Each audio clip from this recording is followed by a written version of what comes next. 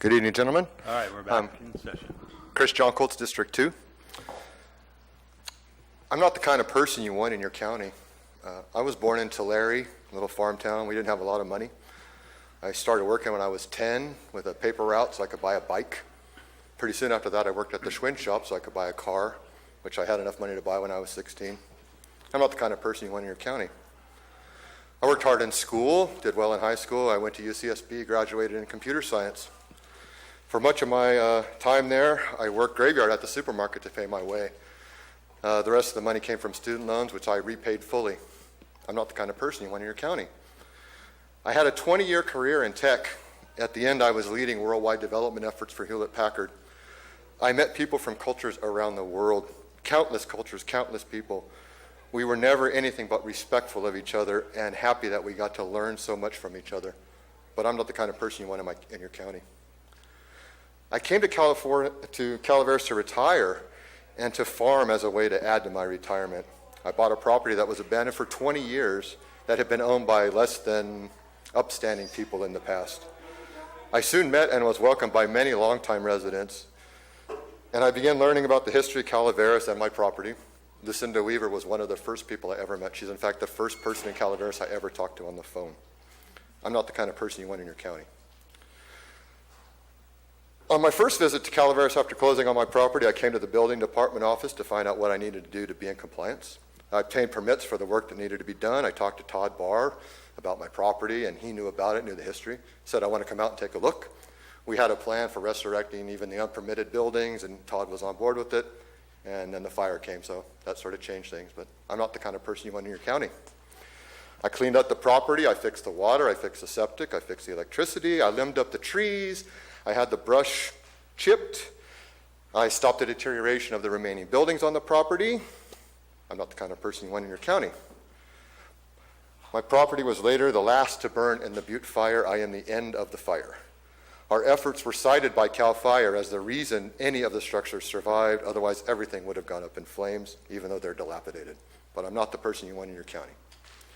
I stayed in Calaveras through the evacuation order to assist those who needed help. We drove around, we helped people with water. I'm not the person you want in your county. I read these words in the paper, I hear it at the store, I hear it from the dais in front of me. I'm not the person you want in your county. Most of the time when you say it, you don't know who I am, and you don't know you are talking about me while I'm silently laughing at the fact that you don't know. I don't look like the typical person you don't want in your county. As I told you in my story, I am not what you might believe that I am.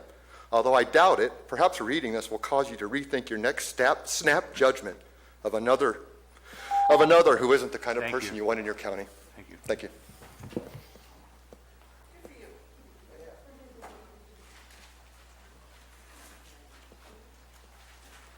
Good evening, Beth Whitkey, District 5. I found it really interesting to listen to the 8.6 comment. Supervisors want to be able to sign off on this. Well, what if we've offended any of you and you're our supervisors? Can we get a fair hearing at an appeal? When I moved to my 100 acres in D2, the culture out there is that nobody pulled a permit. We were told it's not right to bring the county out here. You want to fit into your new neighborhood. You don't want to alienate your neighbors. So I didn't pull a permit, but I did read the code. I told every builder out there I wanted everything done to code. They assured me they would. They didn't. I had to put a second septic in. I'm happy to do it. I did it. I got retroactive plans. I have spent hundreds of thousands of dollars trying to get right with the county. Code compliance goes by my neighbor's place to come to my place. They moved into the road.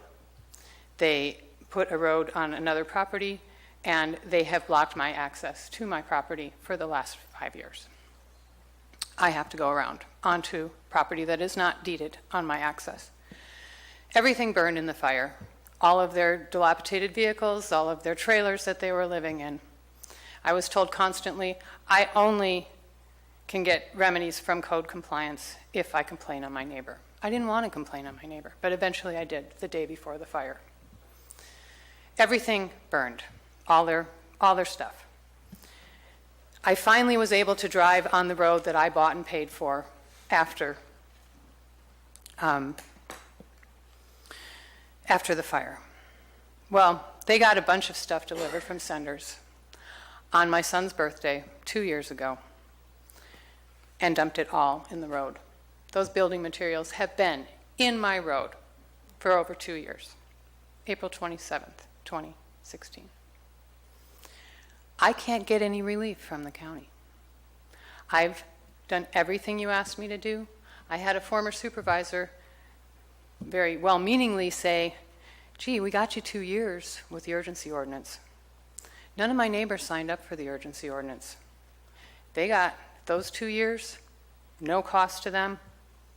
They're going to continue to have lots of years with no costs. They didn't follow the urgency ordinance. They're still not following the urgency ordinance. Yesterday, long-term residents in my neighborhood who were burned out in the fire, who did everything they could to follow the rules, were raided and sent to jail. One of the individuals has kept our road passable when Public Works was unable to, for years. I thought when you instituted this ban, you would start going after the illegal operators. You're not. You're going after the people that complied with the urgency ordinance. You're not going after the illegal actors. You're not going after the cartel. You're going after long-term family people who had the right to grow their medicine before the urgency ordinance, who should still have the right to grow their medicine, but you've made it impossible for them. This is not acceptable. This is not okay that you are targeting long-term, good families while the cartels just act with impunity. We paid our taxes. We did everything we could to comply. I have now since moved off my property. There's cover crop on it. There's no erosion. There's no problems with what's going on out at our property. I wasn't able to get a solar permit, so I disconnected my solar. My house is sitting there half done. I may take it down. I may move the building materials to another property in another state. I would like to be able to finish my property, but if you guys are going to be the ones that I have to appeal to, I don't know if I'll get a fair hearing. I don't think you like me very much. You've told me to my face, you don't want me in my county. I've been here over 20 years. I'm not going anywhere. But I may take my building somewhere else. I may put it back to raw land so that I don't have to surrender any more money to you. Thank you.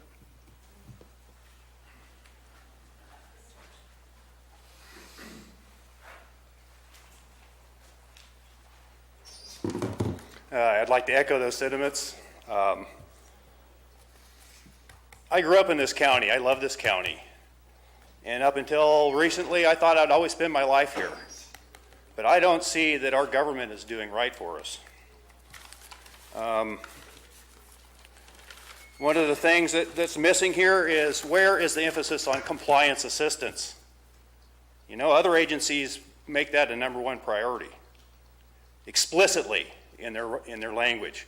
I interviewed with the State Water Resources Control Board for a position with the Cannabis Enforcement Program, and I looked at their information. Sure enough, that agency has a explicit policy to encourage assistance.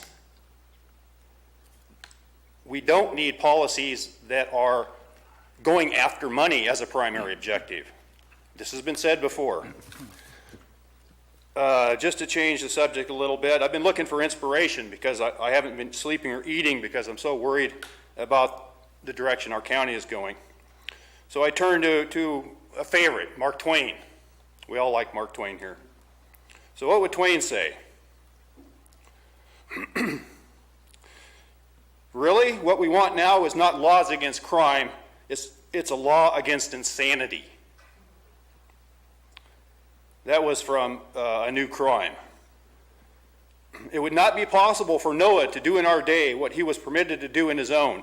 The inspector would come and examine the ark and make all sorts of objections. Mark Twain, All About Kinds of Ships, 1892. The administration of the law can never go lax, where every individual sees it to it that it grows not lax in his own case or in the cases under his own eyes. Mark Twain's notebook.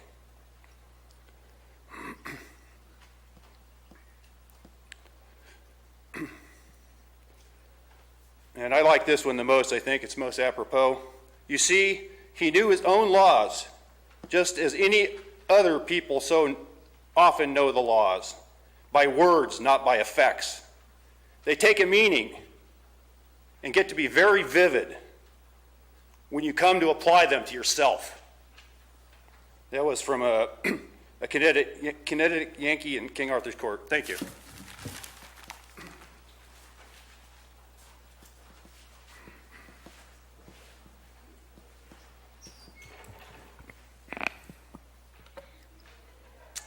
I've listened to a lot of people come up here over the last couple of months, and it seems that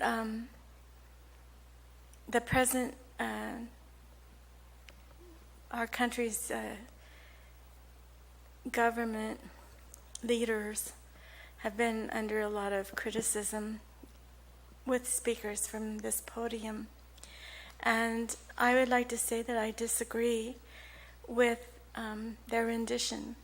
I am so happy that our president doesn't go to other countries and apologize for our actions as a nation.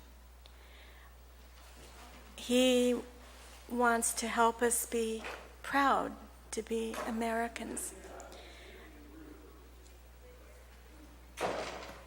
I love our national anthem. I love everything, every word, every concept in it. And I'm sorry that other people have the opposite view.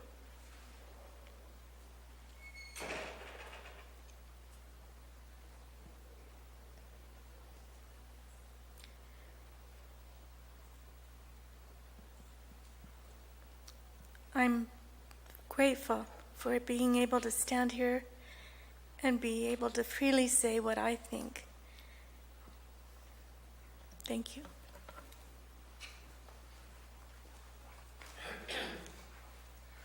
I'm Colin Bradjack, District 3. I'm glad you guys put this on a hold for a little bit. You know, this is a good idea. It really was. There's going to be some people that are not going to like this new 8.06. I know that probably 50 to 60% of your constituents don't even know about this. Yeah. It's public comment. It's public comment, so we can, it's supposed to be on items that aren't on our regular agenda that you can speak of. Oh, okay. Talk And about. it I was just on our- want It was on to. our agenda and you had. Okay, I want to thank you guys for holding off on this, and let's really bring this to, you know, the constituents' faces, so they know what you guys are going to be doing to them with the new code enforcement regulation or ordinance regulation. Same thing. It's going to be a tax, you know. So hopefully, you guys actually get in front of their faces and let them know what you guys are going to vote for. Because you guys are going to do that to this county. You guys, once again, are going to do this to the county. And then we got to clean it up.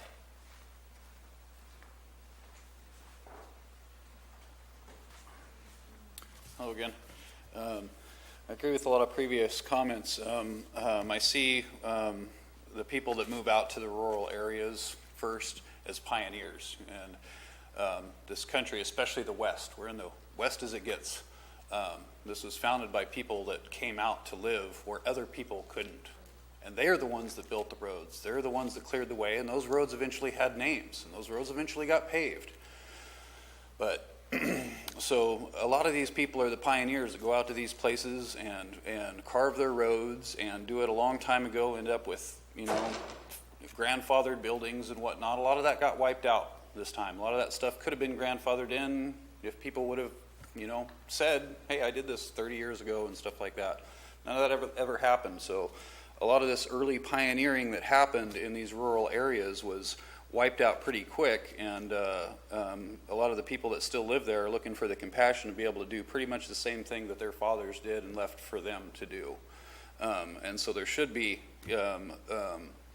some compassion and code compliance to go forward going through that. Not more rigid, not higher fees, but something less. Some way to help us out of this struggle. The rigid application of the law without regard to its intent is a really dangerous part of the law, and when people start reading the law and interpreting it and not thinking about the history of their county and where it came from, it gets really dangerous because we can argue interpretations and play word games until, somebody's better at talking. That's all that is. You got to go back to the original intent of the law. Most of our law is based on intent. I really wish anybody with preconceived notions of what this county should look like in the future would stop trying to, make that happen in their own way without listening to the constituents and the actual people that have lived here for so long and built the county. I keep hearing these like cut and paste ways of the way other counties do it, and that's why we should do it here. It's somewhere in between this and that. No, so we should be in there somewhere. Let's think originally. Let's think of our own codes. Let's think of our own ways to develop our community and not have to always look at someplace else. And references to LA or Sacramento or Stockton don't apply to me. I was born, raised in towns like this. I was raised here and raised my family here. Born in a town similar to this down south in California. And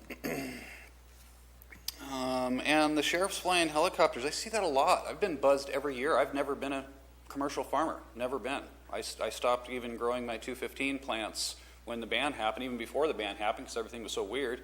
And I've been working for other people. Now they're all out of business. Thank you. I don't know where that's coming from. Any other public comments?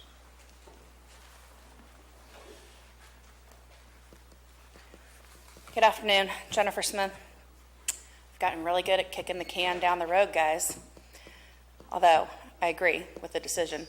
I think there's some things that were said after the fact that you do need to be made aware of. You have neighbor issues where neighbors are fighting and pitted against one another, where they are calling code on Monday, and then on Tuesday the neighbor calls back and forth. Just be forewarned that that is already happening and will continue to happen. I want to talk about summary abatement a little bit. We just spent a lot of time talking about abatement procedures and that there should be 10-day notices. I'd like to find out why there's been some serious inconsistencies in that regarding cannabis abatements. Some farms are getting 10-day notices, some aren't. Granted, there might be some stuff I don't know about, but I'd like to know which policy we're adhering to. As far as kicking other things down the can, or other cans down the road, last meeting I asked you specifically, Supervisor Tofinelli, about a meeting that was requested by our attorneys for you to hold regarding Supervisor Mills and Supervisor Clapp using their county resources to campaign against other members of the county and for their own personal campaigns. I have yet to have an answer. Our attorneys don't have an answer. So I'm going to read some of this into the record, and about 10 minutes ago you were all emailed this letter as well as the documentation that supports it. May 17th, prior to any elections, by the way. Dear Chairperson Tofinelli, please find this correspondence on behalf of my client, Trevor Whitkey, Executive Director of the Calaveras Cannabis Alliance, as notice of Mr. Whitkey's request that you, as Chairperson of the Calaveras County Board of Supervisors, call a special meeting pursuant to Government Code 25022, forthwith to address and consider Supervisor Clyde Clapp's and Supervisor Dennis Mills' official misconduct of public resources for personal campaign purposes. Just reading you a few highlights. It's a lengthy letter. Regarding Supervisor Clapp, some of the notes are, through the entire primary election period of 2018, Supervisor Clapp engaged in constant and continuous express advocacy using his county email and official title as District 5 Supervisor to sway the electorate for and against candidates facing election or recall in 2018. Quotes from an email. Just a friendly reminder, candidacy papers are due this Wednesday, and I'd like to donate 100 yard signs to your campaign. On April 2nd, Supervisor Clapp wrote in an email, our water board is represented by us, the voters. The only way to change this is to vote them out of office. Sadly, the last election, Jeff Davidson ran unopposed. Let's look at a highlight from Supervisor Mills. Similarly, emails discovered through the public record disclosure show a consistent pattern of misconduct by Supervisor Mills. All this documentation's in your inboxes. I'd like some answers. Our constituents deserve some answers, and I'm out of time. Enjoy your night. Hard copies?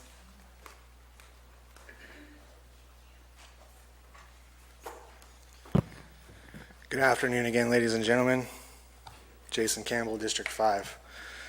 I'd like to talk about emotions right now. We all know that there's several very emotionally charged subjects being discussed out here. If I can, I'd like to talk about selective emotions, if that's a thing. I think it is. We all know about selective enforcement. Gentlemen, when you were elected to make decisions based on facts, not emotions. Some of you have made decisions and statements up there based off of your emotions. Supervisor Clapp, we've heard you say that you don't want us in your county. You don't like us. Like I'm here to state again, not your county, our county, all of ours.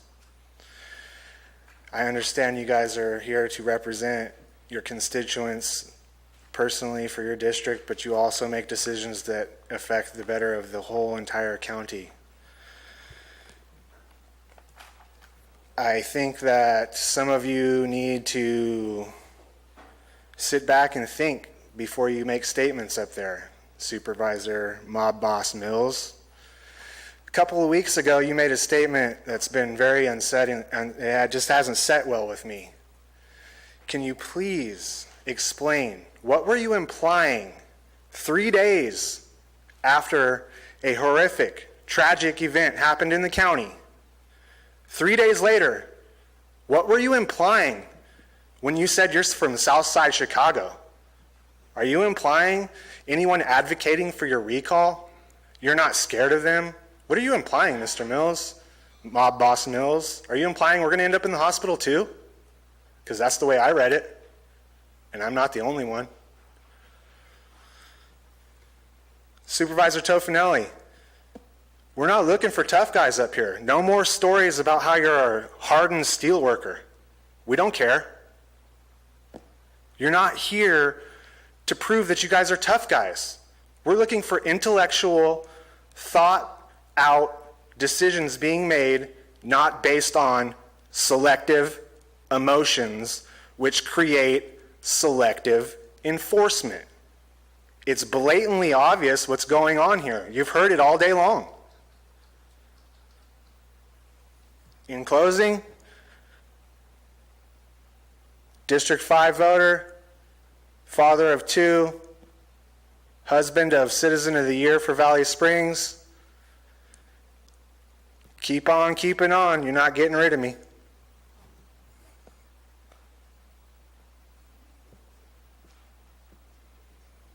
Have a good night. Thanks for your time.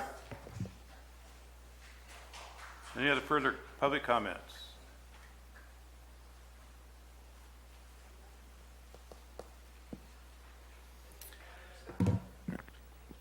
I have here a statement from a local committee, but before I read it out, I just want to point out something for the record. We've heard from the opposition, from the bandsters. We call them bandsters because they're inviting gangsters here. Whenever they tried to get something on the ballot and failed, they never took responsibility for their own mistakes. They blew it, it was their fault, and they blamed other people for their mistakes. Our side isn't like that. We take responsibility for our mistakes.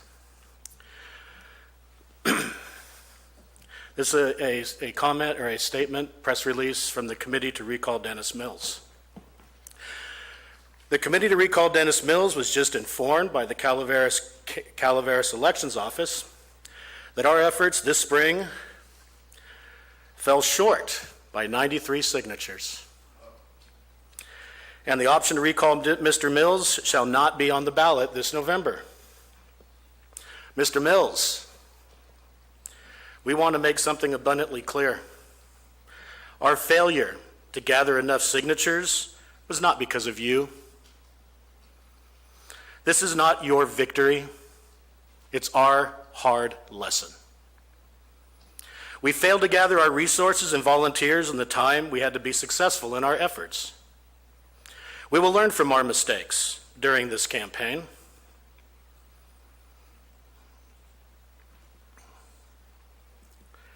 We will circle our wagons, try again.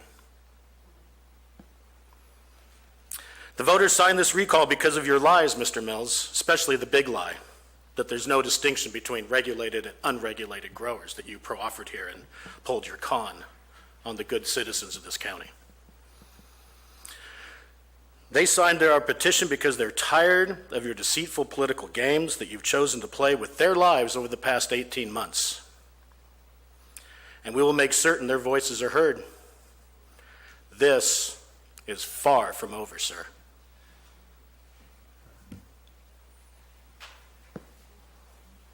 Any other public comments?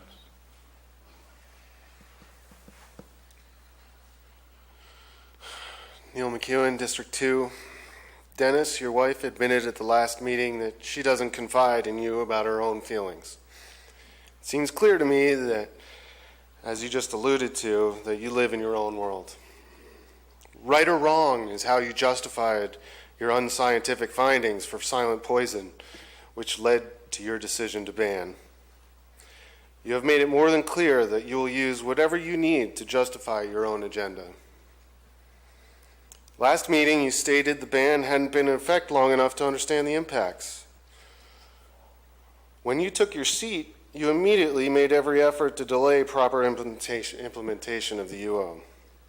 You chose not to let it work. That is why it failed, because you did everything possible to prevent it from working. This entire time, the illegals have flaunted the regulations, never paid taxes, and you've done nothing to stop them. This failure is bad enough, but you continue to make it even greater. With mistakes, you continue to make even greater mistakes by selectively enforcing the ban. Arresting farmers from your list of those who did comply with regulations while blatantly ignoring larger illegal farms right next door. It makes me wonder why anyone ever tried to comply with the UO in the first place, when it's clear that the illegal route was the choice to make if any of us had wanted to keep farming. Failure. Any other public comments? No?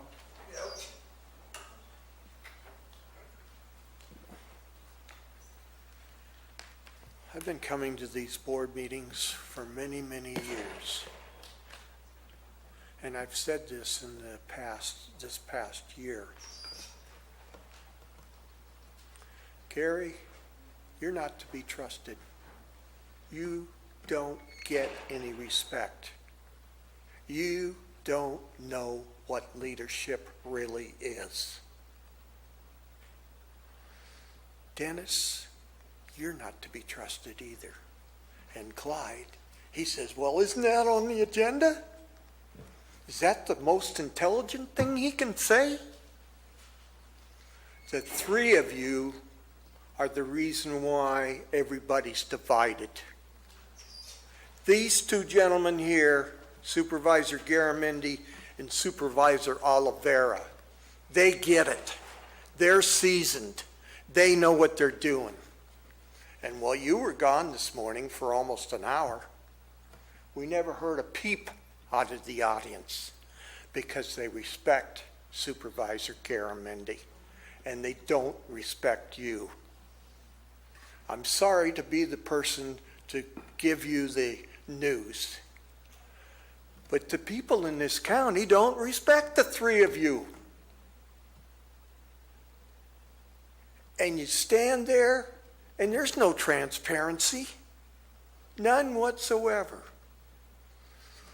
Who approved the paving on Little John Road? Nobody wants to answer that question. What was the real reason why the past Public Works Director resigned? What was the real reason? Where's the transparency? I'm sick and tired of you people lying, being arrogant, and that's what you are. The three of you are so arrogant and so narcissistic. And I can give you the definition of narcissism if you don't know it or don't understand it. But I'm really tired of you three people. You don't give a damn about the constituents in this county. It's all about your egos, the three of you. Dennis must have lived 10 lifetimes for all the jobs he's had. I mean, give me a break. And Clyde, he's OTL, out to lunch. And he's going to be gone in November. Thank you. Any other public comments? Seeing none, I'll close public comments and we'll adjourn.